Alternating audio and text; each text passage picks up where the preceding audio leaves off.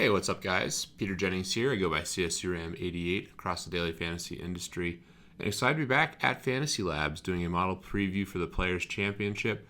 We have a millionaire maker on DraftKings, so thought I would dig into some interesting things about this week and some specific players in the model that I'm looking at here at FantasyLabs. So, going to start with the model. I think the really important thing at Sawgrass is finding guys who are accurate off the tee and obviously are great with approach as well. So looking for ball strikers, but specifically driving accuracy, which I baked heavily into the model. Still have long-term adjusted round score. This is going to be a big metric that's going to drive a lot of the signal in this model and everything here at FantasyLabs within our PGA product. So long-term adjusted round score, I have at 15 points. Long-term driving distance, I have at 5 points. Still want guys who are long off the tee, even though I'm weighting accuracy further. You can definitely look at total driving stats and driving accuracy stats this week. So I have long-term driving accuracy score at 10 points. Scrolling further down, I have recent adjusted score at 15. Recent GIR score, which is how I'm picking up the approach, at 15 points. This is going to capture who's been striking the ball well recently. Recent driving distance score 5, and I'm really going heavy on recent driving accuracy with 15 points here in this model. And then I have course adjusted score at 10 points, and then a couple things that are baking in the odds here. So really happy with the way this model spits out. At the top on DraftKings, of course, I have Rory. I'm as high as ever on Rory. I've been on Rory every single week this year, and I mean, you look at Rory and just how he's playing, it's just ridiculous. I mean, he's gotten since October of last year, third, first, fourth, third, fifth, fifth, fifth. The most consistent golfer, the best golfer. Easily could have won a couple tournaments in the 2020 calendar season already, and won last year here. I don't think he's going to be as chalky as he was last week. You look last week at his ownership. He was extremely heavily owned in certain contests, 60+% in high stakes. This week, with all the options in the deepest field in golf, I think Rory still will be popular, but not mega chalk like he was last week. I still think there's justification in fading him in certain tournaments because of the ownership, but he's clearly the best golfer in the world, and even at 11.7, he's one of the best values to me. Jon Rahm next on the list, and Jon Rahm is very similar to Rory, one of the best drivers of the golf ball, has been ridiculously good lately. I think he is, Rory's the best player in the world, Jon Rahm's the second best player in the world, and then there's a drop-off. Justin Thomas is certainly third, and then there's another drop-off. So you have a top two tier of Rory and Rahm.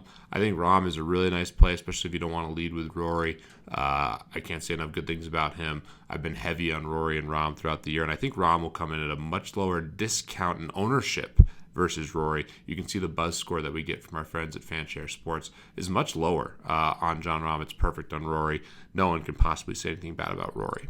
One of the most mispriced guys on the slate is Bryson DeChambeau. The Players' Championship pricing came out well before, and last week Bryson played really well, including finishing very strong on Sunday, making a birdie on the toughest hole at the Arnold Palmer Invitational.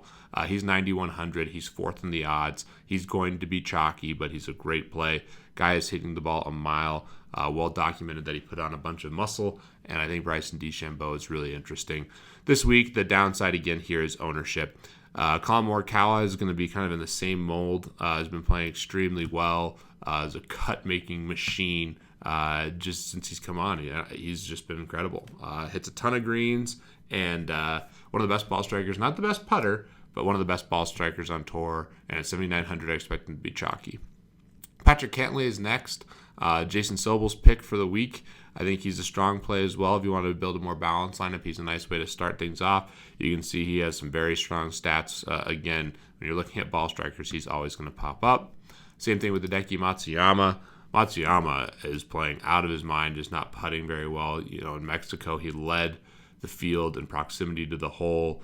Last week, he really blew up on the weekend, but so did everyone. So hard to know how to weight that, but I do think Matsuyama is a really, really good play this week. 8,800 might end up being somewhat chalky just because of his price and how he's played, but we will see. Daniel Berger in that same mold, coming on strong. I'm happy to see Daniel Berger playing well. finished fourth at the Honda Classic, played well at the Pro-Am. 3 top 10s in a row, 7,200. I think he'll be popular just given his recent form. Pointing out some other names, like Tyler L. Hatton just won, so he's going to be popular again. A lot of these guys at the top are going to be popular because the pricing came out so early, so a really big opportunity to be contrarian. I'm on Billy Horschel every week. Did switch away from PXG, which is something I'm monitoring. Made the cut last week, but struggled on the weekend. And again, at the Arnold Palmer, guys who struggled on the weekend, really hard to know how much to weight that. And I guess the Saturday round in retrospect was very good. Xander, another player who plays well in these big spots. I think he's intriguing. Sung J M coming off a win and almost won again. I mean, he is playing some great golf right now. So Sung J will be popular at 8,600. You have Sergio, if you're going to buy into old form. He certainly sets up extremely well. How he plays, I just don't know if he's the same golfer anymore. Paul Casey, another one. Tommy Fleetwood, these guys all hit it really straight. Matthew Fitzpatrick, who I think is going to be popular. So scrolling down to some guys that I think might not catch as much ownership that I think are interesting. Gary Woodland hits the ball a mile. I actually think he's a better driver of the golf ball than almost anyone on tour. He is someone that I'm looking to have a lot of exposure to throughout this golf season.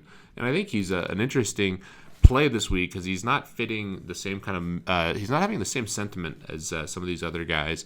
At 8,300, he could be a nice play.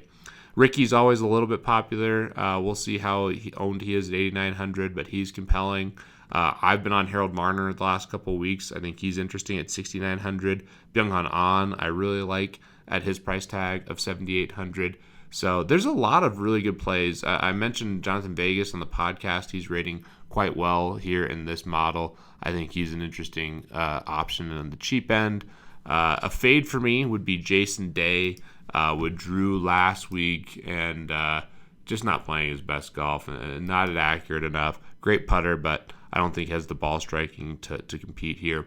If you want to just look at some interesting ways to sort through, I mean, you can go and look through driving accuracy. You're going to get a lot of these short guys who are going to get a bump. Of the short guys, I think Ches Reavie might be my favorite. He will come in very low owned at 7,100. It's as straight as anyone, and I think Ches Reavie is a nice flyer play. Someone you could go with that's low owned. For the Millionaire Maker. See Colin Morikawa here. He's ridiculous. Russell Henley is someone that I think is worth mentioning. Coming off some really good golf. Played well at the Honda and then played well last week as well. I think he's interesting. Someone who can certainly get hot. Brian Stewart, Brendan Todd, a lot of these guys are not going to catch ownership. So if you like any of these guys where you sort by long-term driving accuracy, that's an interesting way to do it. You could also do the same thing here with recent form in terms of driving accuracy. You see Daniel Berger really high on the list. I would be very heavy on Daniel Berger if I didn't expect him to be such chalk. So that's how I'm manipulating the data here. You can do a lot of different things by sorting through these columns. There's a ton of information. You can look specifically at the course form and how well they've played here.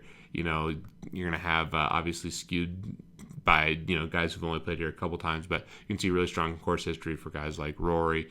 Someone like JT Poston has actually played quite well here. Adam Scott. Just going through, and it's important to understand how many times because it's taken the last 5 years, which is going to pick up 6 events. So the amount of times they've played is really important as well. I did want to highlight one last thing with our contest dashboard here. So I'm looking at tournaments from last year. You can see this is the date for the Players' Championship. And I want to highlight something important specifically for the Millionaire Maker. I think it's really important to have a unique lineup given that 40% of the prize money is going to first place. So one of the easiest ways to differentiate your lineup is by not spending all of the salary. You can see 44% of the entries last year in the $10 $1 million tournament spent the entire salary. 21%, $49,900.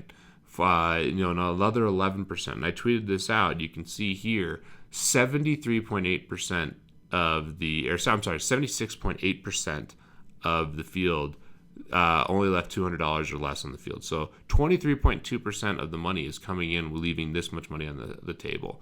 And you can make some really strong teams with how deep the field is and the value that you have. And one of the easiest way to have a unique lineup is leaving money on the table. And this is actually amplified as you go up and buy in. Look here, 444, 53.4% spend all the money. It's a huge skew. I mean, even if you're going up to the 2K, you can see here 58 and 28%. So one of the best ways to have a unique lineup is leaving money on the table. Obviously, there's less players in these fields, and they're more even in terms of distribution of payment, the payout structure, but there's still merit in certain spots to leaving money on the table, specifically in this Millionaire Maker. So hope this was helpful for you guys. We'll have a lot more golf content coming from the Action Network and here at Fantasy Labs. Excited about some of the tools that we are currently building. As always, looking to see Fantasy Labs subscribers at the top of the leaderboard. Good luck this week, guys.